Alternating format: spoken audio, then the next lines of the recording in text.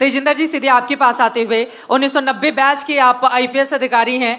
Uniform में जब ये लोग चलते हैं, मतलब देखने वाले तो बस उस सजे धजे अधिकारी को ही देखते रह जाते हैं, लेकिन जब कविता के तौर पर आप उसको लिखने के लिए बैठते हैं, मन में क्या प्रेरणा आती है? और इसके साथ ही साथ कहते हैं कि जब आप एक आईपीएस अधिकारी होते हो, बड़े रूड होते हैं, बहुत सारी चीज़ें हैं, अधिकारियों के बारे में बताने की ज़रूरत नहीं है, लेकिन कवि हृदय तो बड़ा कोमल होता है।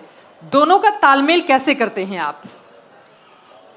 देखिए, ये ना बड़ा पुराना प्रश्न है और मुझे कविता करते कई साल हो गए हैं और आईपीएस बने भी कई साल हो गए हैं, तो ये बड़ा पुराना प्रश्न है। अक्सर मुझसे पूछा जाता है, जिनकी आंखों में बहुत सारे सपने हैं आप जैसा बनने के, ये उनको बताना जरूरी है। देखिए, मेरे लिए जो कविता कर्म का जो उद्देश्य है, सोक्रेटिस जो थे उनकी एक बड़ी फेमस कोट है, an unexamined life is not worth living. An unexamined life is not worth living।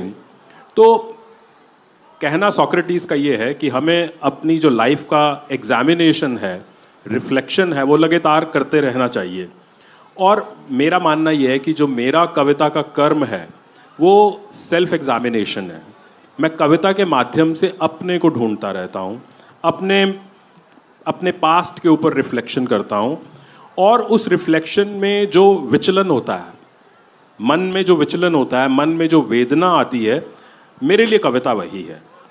और जहाँ तक आपकी बात रही, तो हालांकि ये प्रश्न बहुत पुराना है और मैं कई बार इसका उत्तर दे चुका हूँ, लेकिन यहाँ पर आज बहुत सारे यंग स्टूडेंट्स बैठे हैं, तो उनके लिए मैं एक बार फिर से बताना चाहूँगा कि मेरे लिए कविता कर्म लगभग वैसा ही है जैसा कि, क्योंकि एक पुलिस ऑफिसर के नाते मुझे लगता है मैं अपना 90% समय उन लोगों की बात सुनने में बिताता हूं जो विक्टिम्स ऑफ क्राइम हैं, और as a leader of the force मेरा बहुत कम समय एक्यूज्ड की तरफ या उनको पकड़ने में जाता है, क्योंकि हमारे नीचे वाले इतने बहुत सारे लोग हैं जिनका बहुत सारा समय उसमें जाता है।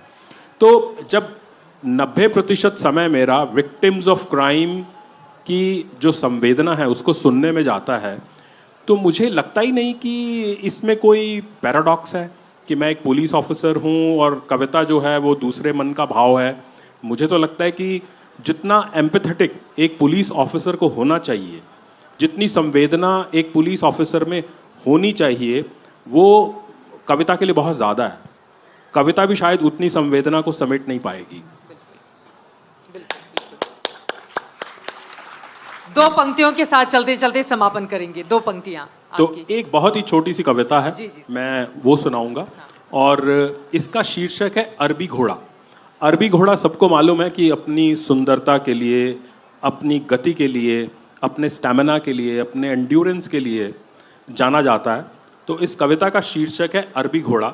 और हम सब लोग, चित्रा जी, सईद जी, हम सब लोग अपने अपने क्षेत्र के अरबी घोड़े हैं, लेकिन जकड़े हुए हैं। तो अरबी घोड़ा एक मेटाफर के रूप में इस्तेमाल किया है, हम किस तरह से जकड़े हुए हैं और असमानता की जंजीरों में।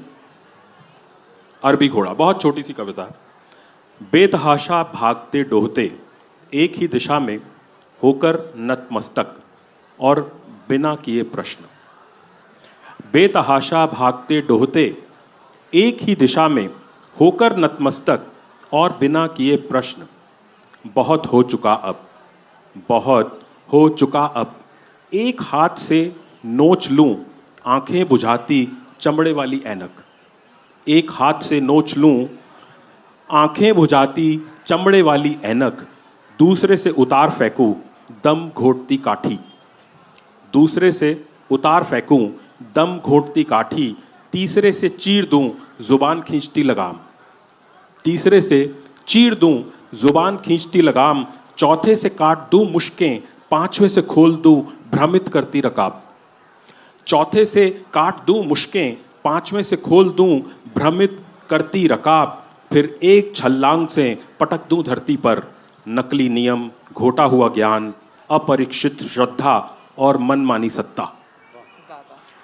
फिर एक छलांग से पटक दूं धरती पर नकली नियम, घोटा हुआ ज्ञान, अपरीक्षित श्रद्धा और मनमानी सत्ता, फिर खुद सवार हो अपने पे, ध्यान से सुनिएगा, फिर खुद सवार हो अपने पर, कहूं तुम्हें मुस्कुराओ, फिर खुद सवार हो अपने पर, कहूं तुम्हें मुस्कुराकर, आओ अब दौड़ें अपने अपने दम पर। वाह वाह वाह। आओ अब दौड़ें अपने अपने दम पर। धन्यवाद। अपना अपना दम यूं ही बना रहे और आप लोगों का कवि हृदय और ज्यादा मजबूत होता हुआ चला जाए, ताकि भीतर की जो संवेदना है एक अधिकारी के अंदर जब वो मजबूत होंगी तो यकीनन वो देश के लिए, प्रदेश के लिए, समाज के लिए काम आएंगी। आप